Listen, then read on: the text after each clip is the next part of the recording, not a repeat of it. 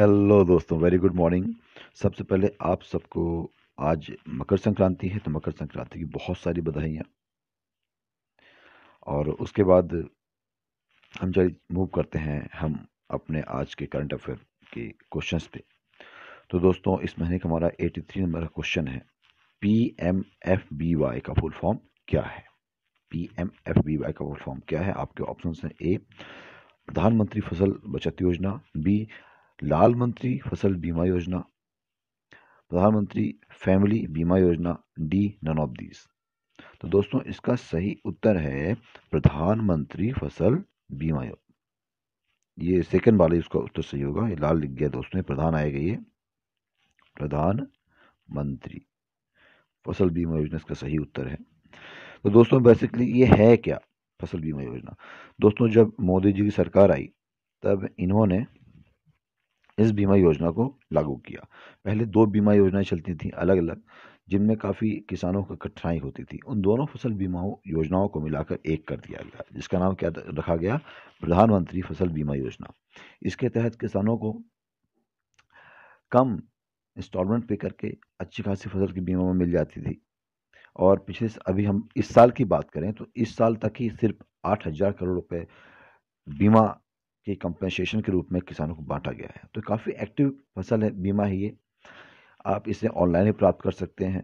तो इस फसल बीमा को प्राप्त करना, इसमें एनरोल होना और इसका बेनिफिट लेना, बेनिफिट जैसे कि आपकी फसल को कोई नुकसान हो गया तो थोड़ा इजी हो गया है, अदरवाइज काफ़ी कठिन था।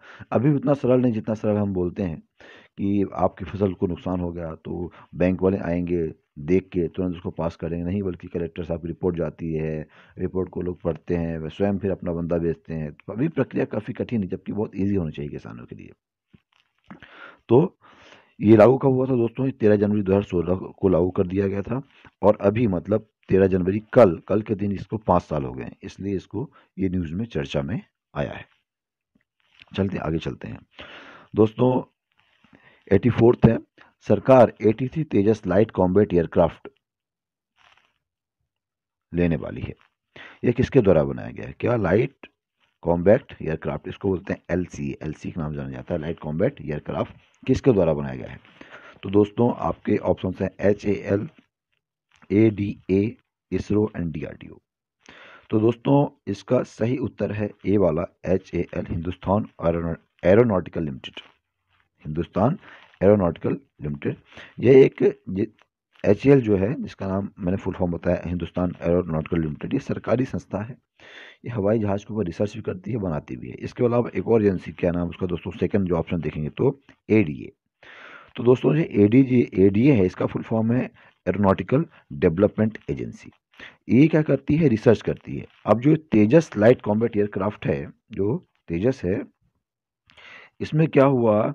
ADA ने इस पर रिसर्च की, इस पे और डेवलपमेंट किया, और इसका प्रोडक्शन किसने किया है? HAL ने किया है। तो इसका प्रोडक्शन किसने किया है? HAL।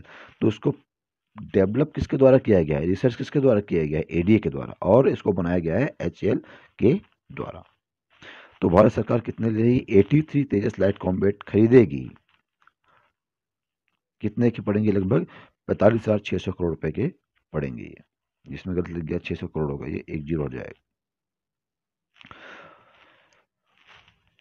तो एक और बात ध्यान रखें कि जो तेजस है भारत में स्वयं बना है, ये हम कहीं बाहर का नहीं है, ये भारत का स्वयं का बना हुआ light combat aircraft. Light combat aircraft मतलब फाइटर प्लेन, बोलचाल की भाषा में, ये इसका मतलब हो गया। सरकार खरीद रही है। दोस्तों, चलिए अगला प्रश्न देखते हैं। कायाकल्प अवार्ड किसके द्वारा दिए जाते हैं? कायाकल्प अवार्ड किसके द्वारा दिए जाते हैं? एक प्रकार के अवार्ड हैं।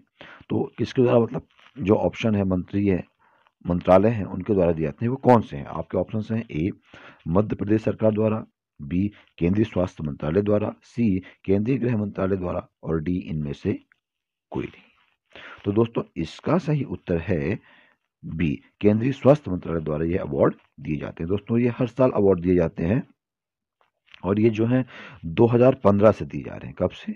2015 से ये अवार्ड लगातार दिए जा रहे हैं। ये किसको दिए जाते हैं? अस्पतालों को, या जो स्वास्थ्य क्षेत्र में जो काम कर रहे हैं उन संस्थाओं को दिए जाते हैं। और किस लिए दिए जाते हैं? इसके किस किस इनके पैरामीटर्स क्या है? किन किन चीज़ों को देखकर ये अवार्ड डिसाइड किए जाते हैं कि भाई कौन विनर है, ये कौन first second third fourth fifth ऐसे प्लेस पे आया है। तो पहला होता है वेस्ट मैनेजमेंट। वो जो अस्पताल है जो प्रॉपर वेस्ट मैनेजमेंट करते हैं, जैसे अस्पतालों से क्या निकलती है, सुई निकलती है, पट्टियाँ निकलती है, निडल्स निकलती हैं, कोई दवाई बोतल कुछ भी निकलती हैं, उनका वेस्ट मैनेजमेंट किस प्रकार से होता है। हॉस्पिटल अपकीप, कि हॉस्पिटल को अस्पताल रखा किस लिए जाता है, उसकी गुणोत्तर वृद्धि किस प्रकार से की जाती है। ये सैनिटेशन एंड हाइजीन, कैसी साफ सफाई है और कैसी हाइजीन है, किस प्रकार से रोगाणु जो होते हैं वहाँ के उनको वहाँ से दूर रखा जाता है। इन्फेक्शन कंट्रोल कैसे किया जाता है, हाइजीन प्रमोशन कैसे किया जाता है, सपोर्ट एंड सर्विसेज कैसी हैं, एंड बियॉन्ड हॉस्पिटल बाउंड्री। इसके अलावा हॉस्पिटल बाउंड्री के अलावा हॉस्पिटल का जो सीमा क्षेत्र होगा उसके अलावा उनके क्या व्यवहार है, क्या नवाचार है, ये सारी चीज़ें देखकर ये अवार्ड को डिसाइड किया जाता है। तो ये हो गया केंद्रीय स्वास्थ्य मंत्रालय द्वारा यह अवार्ड दिया जाता है। इस बार यह अवार्ड एम्स है, जो उड़ीसा के एम्स है उसको दिया गया है। किसको, उड़ीसा। चलिए दोस्तों अब अगला देखते हैं, नई विदेश व्यापार नीति किस मंत्रालय द्वारा बनाई गई है। नई विदेश व्यापार नीति किस मंत्रालय द्वारा बनाई गई है। आपके ऑप्शन है विदेश मंत्रालय, बी वाणिज्य उद्योग मंत्रालय, सी प्रधानमंत्री कार्यालय द्वारा, डी रक्षा मंत्रालय द्वारा। तो दोस्तों इसका सही उत्तर है वाणिज्य एवं उद्योग मंत्रालय द्वारा। इसको हम इंग्लिश में क्या बोलते हैं, कॉमर्स एंड इंडस्ट्री मिनिस्ट्री, इसके द्वारा। अब दोस्तों ये कब के लिए होगी, ये 2021 से लेकर 2026 तक यह चलेगी है पॉलिसी। यह नई विदेश व्यापार नीति हमारे देश के प्रमुख, हम जिससे ज़्यादा व्यापार करते हैं वो बांग्लादेश, यूके मतलब England, Britain, USA, Bhutan, UAE, Switzerland, Saudi Arabia, ये कुछ कंट्रीज़ है जिनसे हम बहुत ज़्यादा व्यापार करते हैं। अब इसका उद्देश्य क्या है दोस्तों, हमने इस विदेश व्यापार नीति में चेंज क्यों किया है। तो इसका उद्देश्य है दोस्तों, जैसे प्रधानमंत्री मोदी जी की एक विज़न है कि 2024 तक, मतलब जब तक वो प्रधानमंत्री हैं, अगले लोकसभा इलेक्शन के पहले पहले भारत को 5 ट्रिलियन, कितनी दोस्तों, 5 ट्रिलियन इकोनॉमी बनाना चाहते हैं। अभी हमारी जो है 3 ट्रिलियन इकोनॉमी के आसपास में हम पहुंच गए हैं, इतनी इकोनॉमी है। तो लगभग 2-2.5 ट्रिलियन हमें और प्राप्त करना है। इसके लिए हमें जो है हर साल 12% का विकास चाहिए होगा। जीडीपी हमें कितनी चाहिए होगी, हर साल 12% की जीडीपी चाहिए होगी। जब हम हर साल 12% जीडीपी प्राप्त कर सकें तभी हम 5 ट्रिलियन इकोनॉमी में शामिल हो पाएंगे।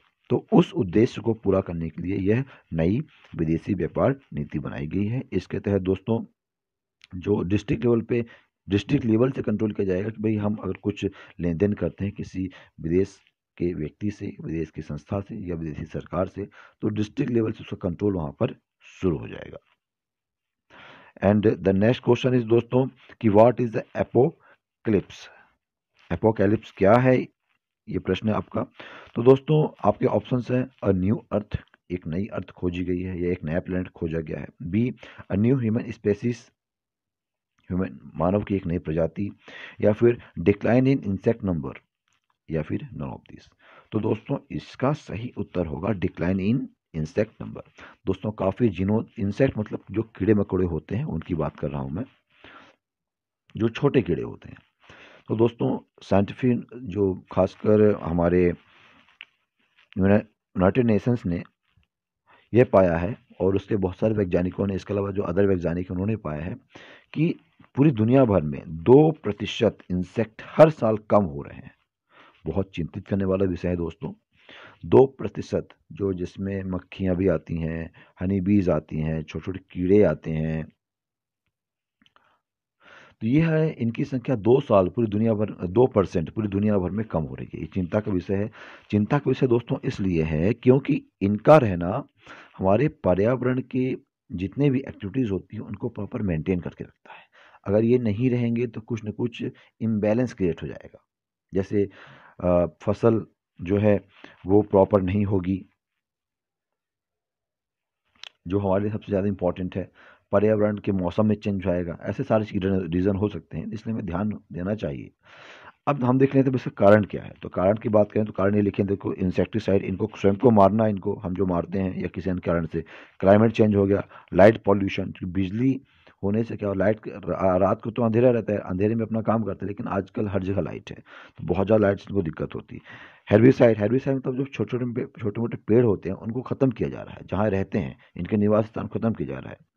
इन्वेसिव स्पेसीज, कुछ ऐसे स्पेसीज होती हैं, कुछ इस प्रकार के जीव जंतु होते हैं जो स्वयं इनको नष्ट कर रहे हैं। Change in the land use, हमने अपने लैंड यूज़ के नेचर को चेंज कर दिया है।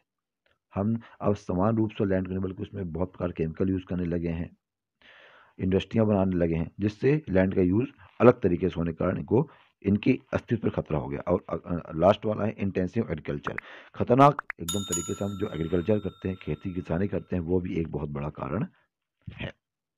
और खासकर जो हम केमिकल इस्तेमाल करते हैं सारे मर जाते हैं। तो दोस्तों हम सबको इसके ऊपर सोचने की आवश्यकता है और कुछ करने की भी आवश्यकता है। तो दोस्तों ये थे हमारे आज के कुछ करंट अफेयर्स के इंपॉर्टेंट प्रश्न, और आशा है आपको पसंद आए होंगे। And please subscribe this channel and please share this video. आपने इस वीडियो को देखा, बहुत बहुत धन्यवाद। मिलते हैं हम कल फिर एक नए वीडियो के साथ में।